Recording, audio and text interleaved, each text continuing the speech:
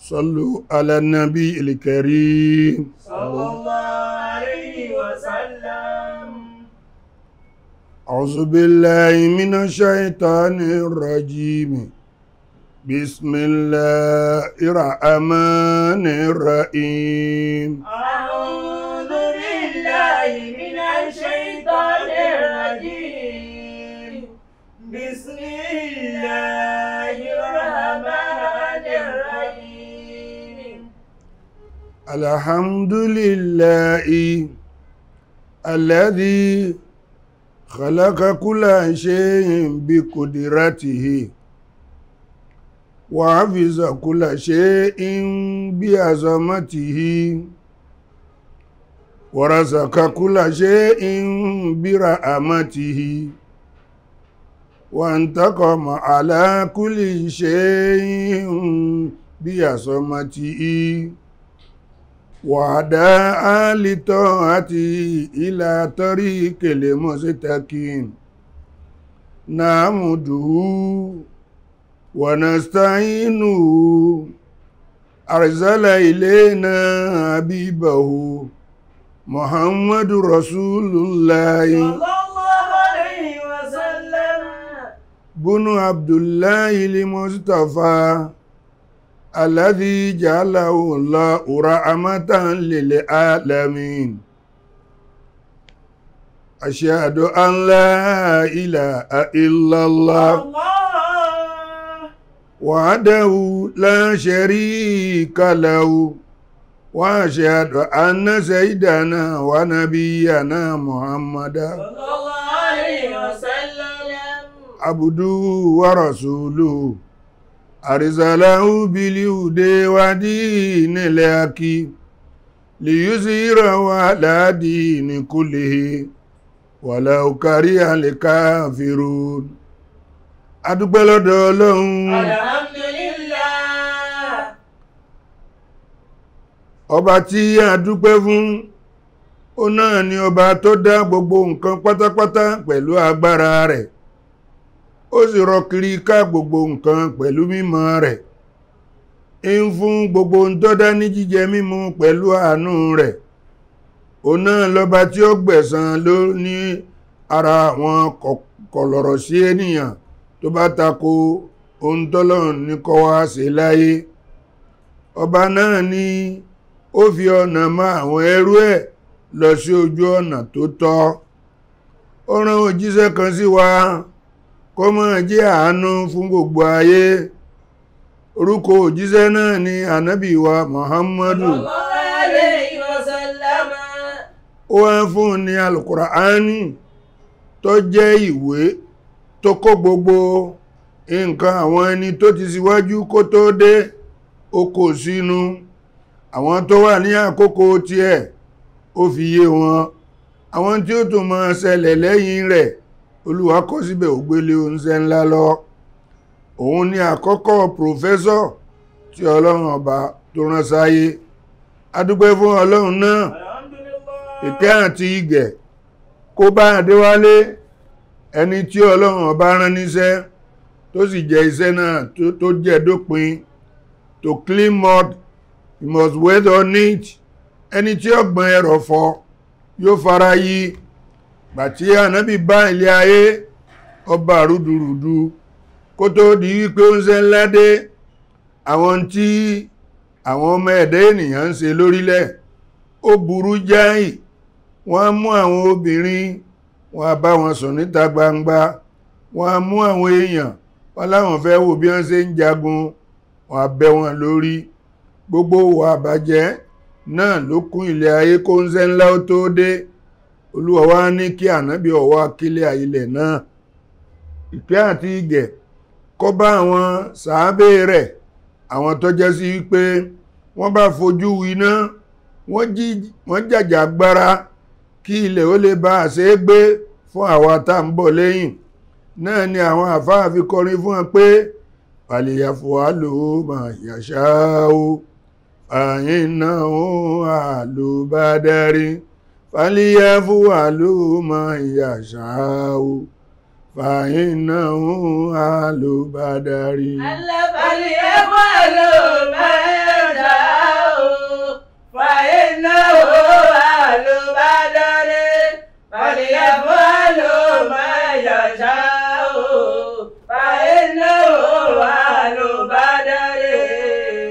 àwọn tá a wí wọ̀nyí wọ́n bá jagun wọ́n bá palẹ̀ ẹ̀dọ̀tí mọ́ ìkẹ́ àtọlà kó mọ́ bá wọn àtàwọn aráalé ẹ̀ lèmi fi ń dá níwọ̀n kà pé ọlọ́run kẹ́ Muhammad o àtàwọn aráalé ẹ̀ o olúwa kẹ́ Muhammad o àtàwọn aráalé ẹ̀ o àtàwọn ọ̀rẹ́ àti sàábé olúwa bá wa kẹ́ gbogbo wọn. Olúwa kẹ́ Muhammad àmín àtàwọn aráalé rẹ̀. àmín Olúwa kẹ́ Muhammad àmín àtàwọn aráalé rẹ̀. àmín Àtàwọn ọ̀rẹ́ àti sàábé olúwa bá wa kẹ́ gbogbo wọn. ọlọ́mọ́sà bá wa kẹ́ wọn. Àmín. àkọ́kọ́ tí a fẹ́ sọ̀rọ̀ lélẹ́lẹ́lẹ́ni ó náà ni nípa science in the Holy Quran. tá ń bá ń sọ̀rọ̀ nípa science, àwọn tí wọ́n lọ nípa science, àwọn sọ́bújẹ́ẹ̀tì tó prúfù science ó pọ̀ lọ gan-an. a sọ fún wa nínú àwọn àwòwá tá a ti ṣe sẹ́yìn wípé tá a bá máa sọ̀rọ̀ nípa ìmọ̀ ìjìnlẹ̀, àwọn astronomy wọ́n ń bẹ nínú wọn. tá a bá máa sọ̀rọ̀ nípa àwọn onísáyẹ́nsì, àwọn theology wọ́n ń bẹ nínú wọn, anthropology wọ́n ń bẹ nínú wọn, sociology wọ́n ń bẹ nínú wọn, mathematician wọ́n ń bẹ nínú wọn, àwọn lotorious wọ́n ń bẹ nínú wọn, àwọn gbogbo àwọn astrologers wọ́n ń bẹ nínú wọn, àwọn archaeology wọ́n ń bẹ nínú wọn, pedagogy wọ́n ń bẹ nínú wọn. ìkọ̀ọ̀kan nínú àwọn sọ́bjẹ́ẹ̀tì tí mo mú yìí náà ni ẹnì kọ̀ọ̀kan professor ló ń di professor lé lórí. tó bá wọn fẹ́ dá sí òmíì yóò ṣẹ̀ṣẹ̀ tún lọ kọ́ ni. ṣùgbọ́n ànábì wa Muhammad Sallallahu alaihi wasallam. ẹni tí ó lọ sùkúù kan rí kọ̀kọ́ rí àfọba tó kọ́ àlámà olùbárí wà á dábàá o wà á lámàlẹ̀ àlámìnà lè ilmà wálé àdábà wà á lámàlẹ̀ àlámìnà lè ilmà wálé àdábà. أمي علمه الباري وأدبه وعلم العالمين العلم والأدب وعلم العالمين العلم والأدب.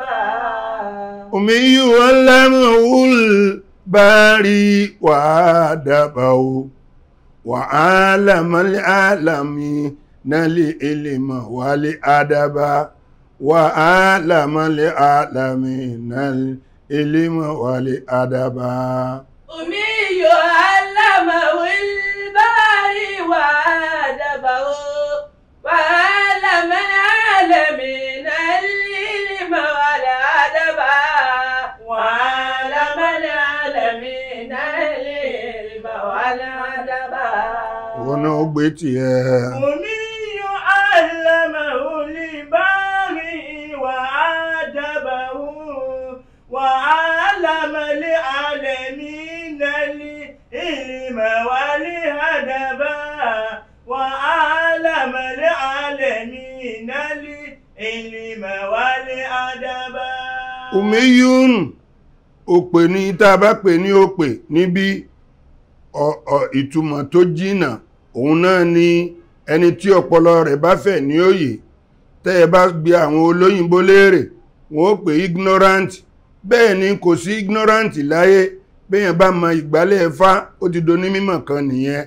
ṣùgbọ́n tá a lè pè ní pé educated illiterate, ẹni tó yẹ pé kò lè kọ kò lè kà, ó ní wọ́n ń pè ní àwọn tán bá lè kọ ni wọ́n ń pè ní literate, àwọn tí ò lè kọ ni wọ́n ń pè ní illiterate.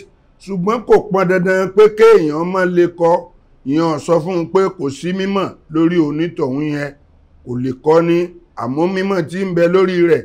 gbogbo àwọn tí wọ́n kọ́kọ́ wọ́n kọ́ tán wọn ò ní ríwé tí wọ́n fi kọ nǹkan sí mọ́, torókù nínú ọpọlọ ẹni tí kò lè kọ tí ń sọ fún wọn. bẹ́ẹ̀ ni àwọn tí wọ́n mọ ní tí ń jẹ́ ìmọ̀ ní wọ́n fi pè ní educated illiterate, ẹni tó a fún ní mímọ̀ tó kún tí ò lè kọ òun náà ni ànábì wa Muhammadu sallallahu alayhi wa sallam. wa alama li alamina li ilma wa li adaba ó wá kọ́ gbogbo ayé lẹ́kọ̀ọ́ gbogbo mọ̀ pátápátá nígbàtí àwọn kan tí ń challenge àwọn sàhábà ànábì Sayyidina Ali karamallahu wajhahu ó wá ọ̀rọ̀ yẹn fẹ́ yíwọ́ lọ́dọ̀ àwọn sàhábà yòókù òun wá ní ẹ dá mi dá wọn nítorí pé ọ̀gá mi ànábì Muhammad sallallahu alayhi wa sallam. alamani halifa isotin ó kọ́ mi ní 1000 subject wa tamathala li fi kulli isotin alifa mathalin ó wá fún mi ní lérí subject kọ̀ọ̀kan ó kọ́ mi ní ọ̀nà tó tún lé ní 1000 kẹ́ẹ̀tó bí mi léèrè question kan kí n tó sọ pé ń mọ̀ ẹ bí mi léèrè 1 million question lórí subject kan saluni ma bada lakum ẹ béèrè ní tó bá wù yín báwọn sàábí ànábì ṣe tún rí lọ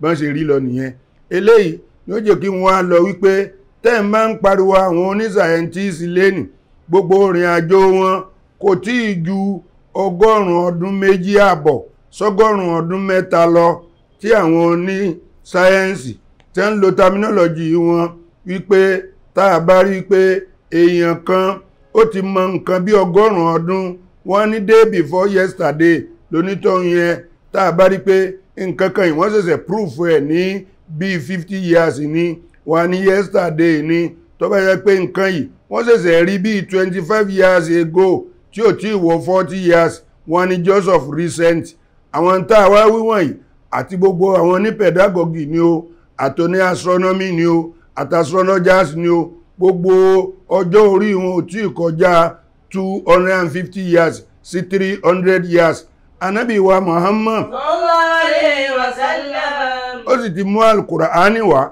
tó ṣàlàyé gbogbo ń tẹ́ bá máa proof lénìí tó ti ṣàlàyé rẹ̀ ní 1442 years sẹ́yìn náà ló ti yẹ eléyìí ni ó jẹ́ mú ẹyọ kan nínú àwọn abala àwọn science èyí tó jẹ́ sí pé àwọn oní astrologers àwọn tí wọ́n máa ń study tí ń bẹ ní ojú ọ̀run tàbí astronomist lẹ́ ń pè wọ́n ní àwọn wọ̀nyí àwọn ni wọ́n máa ń lọ wo pé báwo ni sánmọ̀ ṣe wà tẹ́lẹ̀ kí ló wà ń bẹ̀ kí ló kú síbẹ̀ báwo ni ilẹ̀ ṣe wà sẹ́lẹ̀ àwọn tí wọ́n ń study tó wà nínú ilẹ̀ ni wọ́n ń pè ní archaeology kí ló wà nínú ilẹ̀ kí la lè rí níbẹ̀ ní mineral resources ṣùgbọ́n àwọn astronomists nígbà táwọn lọ sí ọ̀run àkọ́kọ́ àwọn tá a rí nínú wọn àwọn náà ni America and Russia wọ́n nígbà tí àwọn dé ọ̀run àwọn bá rí pé the earth and the sky were together before àwọn rí pé ilẹ̀ àti sánmọ̀ ó lẹ̀ papọ̀ tẹ́lẹ̀ ni wọ́n ní before it was separated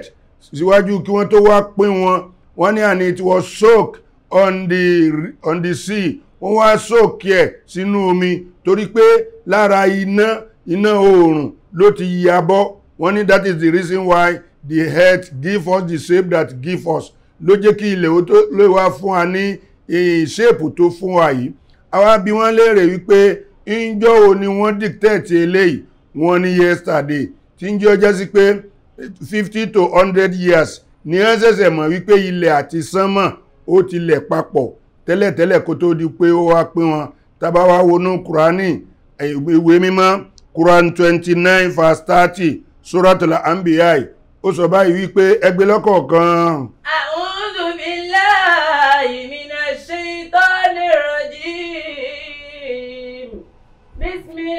Bismillahir rahmanir rahim. Awalam yara alladhina kafaru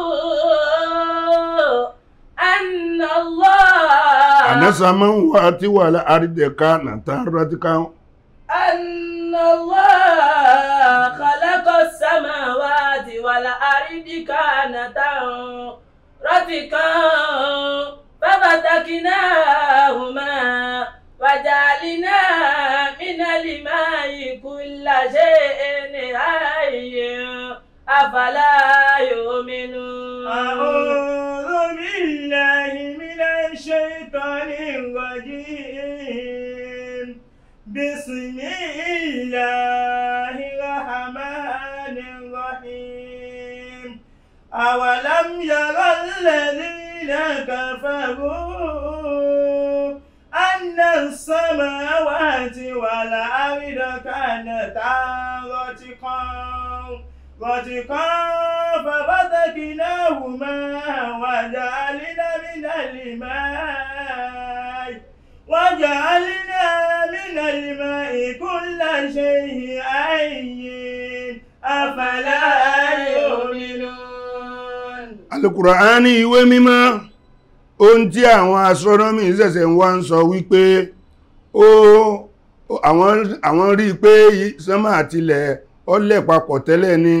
Al-Qur'ani wá ń sọ fún wa wípé awalam yarau alladhina kafaru sáwọn tí wọ́n ṣe aláìgbàgbọ́ sí wọn ò rí ní anna samawati wal ardi kanata ratika ṣé wọ́n mọ̀ pé ilẹ̀ àti sánmà ó lẹ̀ papọ̀ tẹ́lẹ̀ ni fafataknahuma èmi Ọlọ́run ni mo separate wọn waja'alna minal ma'i kulla shay'in hayyin afala yu'minun. wọ́n wá ní kí gbogbo nǹkan kó máa ṣẹ̀mí látara omi. Mo sóòkì ilẹ̀ sórí omi. Nígbàtí mo sóòkì ilẹ̀ sórí omi ló wá fún wa ní àwọn ṣéèpù tó fún wa yìí. Al-Qur'ani fi sọ nínú Suratul Mulk wípé famusufi manakibiya èmi ni mo ti ṣe ilẹ̀ ní ìrọ̀rùn fún yín ẹ máa rìn lórí rẹ̀ ní mímọ́. Ìdí nìyẹn tèmi wá fi ṣe sínú kásẹ̀tì tí mo ní tẹ́ ẹ bá fẹ́ mọ̀ báwo lọ́lọ́run ṣe sóòkì ilẹ̀ sórí omi ẹ wá báàfù kan tó tóbi ẹ bomi díẹ̀ sí ẹ po sọ́ọ̀fù sí ẹ wá agbádá ńlá kẹrì mọ́nú ẹ̀ látorí alẹ́ títí di ilẹ̀ mọ́. Ẹ máa rí àwọn agbádá yẹn tí ó yọ gbòǹgbò níbì kan. Ẹ sì rí àwọn kan tí wọ́n ó sì rẹbutu.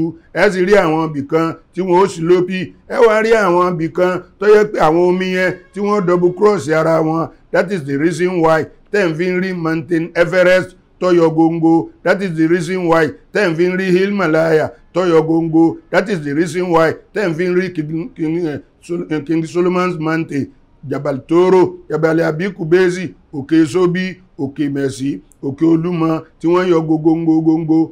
That is the reason why ten fi ń rí a value between two the hill. Ten fi ń rí àwọn kòtò horomi lálàfo àwọn òkè méjèèjì. Ìdí nìyẹn ten fi ń rí àwọn odò tí wọ́n ń double cross ara wọn. River Nile, River Dajila, Orange, Limpopo, Samboesi, the longest river, the short river, the third river, the largest third river tó wà ní Chinese. Bẹ́ẹ̀ ni Ọlọ́run ọba ṣe sóòkì ilẹ̀ sórí omi kó tó di pé gbogbo ẹ̀ wá double cross ara wọn. Ó di ọjọ́ èyí ó di ọgọ́rùn-ún ọdún ó lé díẹ̀ àbódí díẹ̀ tẹ́yìn ṣẹ̀ṣẹ̀ dictate ẹ̀. Al-Qur'ani sì ti sọ fún wa ní ọgọ́rùn-ún ọdún mẹ́rìnlá, that is 1442 years. Ẹ rí pé Al-Qur'ani ìwé mímọ́ ni. Nítorí náà ẹnu wọn báyìí tí àyè lè gbà wá lérí sáyẹ́ǹsì ni ó kún kẹ́kẹ́. Tẹ́ bá bi mí léèrè tọ́ mi wò ó bá mi lódìdí. Subhana rabbika rabbil izzati amma yasifun wassalamu alal mursalina walhamdulillahi rabbil alamin. Sàòtí ọgbọ́n Qiblatyn ló dá mi lójú tá ó bá lọ ń Hajj àti Umrah tá ò dúpẹ́. Qiblatyn International Travels